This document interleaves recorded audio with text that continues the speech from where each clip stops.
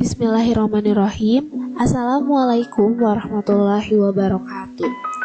Halo semuanya, hari ini tanggal 12 November 2020 kita akan mempelajari menyajikan cerita fantasi.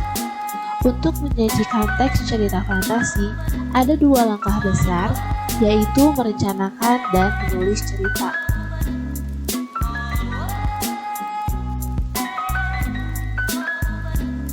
Langkah pertama, merencanakan cerita. Langkah pertama ini dibagi lagi menjadi 4 langkah. Yang pertama yaitu menemukan ide penulisan. Bagaimana cara kita menemukan ide penulisan? Ide penulisan dapat ditemukan dengan mengamati objek nyata, lalu diberi imajinasi. Lalu dari mana datangnya ide penulisan ini? Ide penulisan dapat ditimbulkan dari pengamatan. Misalnya, kita amati sebuah pensil, imajinasikan pensil tersebut memiliki suatu kekuatan yang dapat menjadikan sesuatu yang ia tulis menjadi nyata. Lalu, langkah kedua adalah penggalian ide cerita fantasi dari membaca. Ide cerita fantasi juga dapat diperoleh melalui membaca buku pengetahuan atau buku ilmiah. Penggalian ide cerita fantasi juga dapat ditemukan dengan membaca mitos lokal atau daerah di tempat kita tinggal. Lalu langkah yang ketiga adalah membuat rangkaian peristiwa.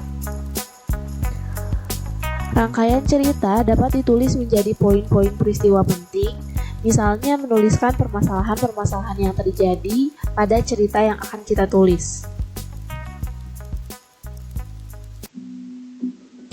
Lalu, langkah yang keempat dalam perencanaan adalah mengembangkan cerita fantasi.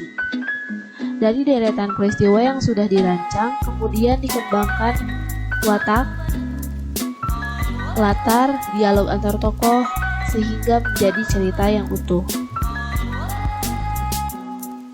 Lalu yang kedua adalah menulis cerita fantasi. Ketika menulis, langkah pertamanya adalah merencanakan. Merencanakan ini adalah tahapan yang tadi sudah dibahas, seperti mencari ide, membuat rangkaian cerita, dan mengembangkannya. Lalu yang kedua adalah mengembangkan produk. Mengembangkan produk ini dapat dibuat dari rangkaian dan penentuan tokoh menjadi sebuah cerita utuh dengan struktur dan kebahasaan yang baik. Lalu yang ketiga adalah memberi judul yang menarik. Setelah diberi judul, kita telaah lagi untuk merevisi dengan meminta saran dari orang di sekitar. Lalu langkah yang terakhir adalah mempublikasikan. Kalian bisa menempelkan cerita fantasi yang kalian buat di mading atau membagikannya di media sosial yang kalian pilih.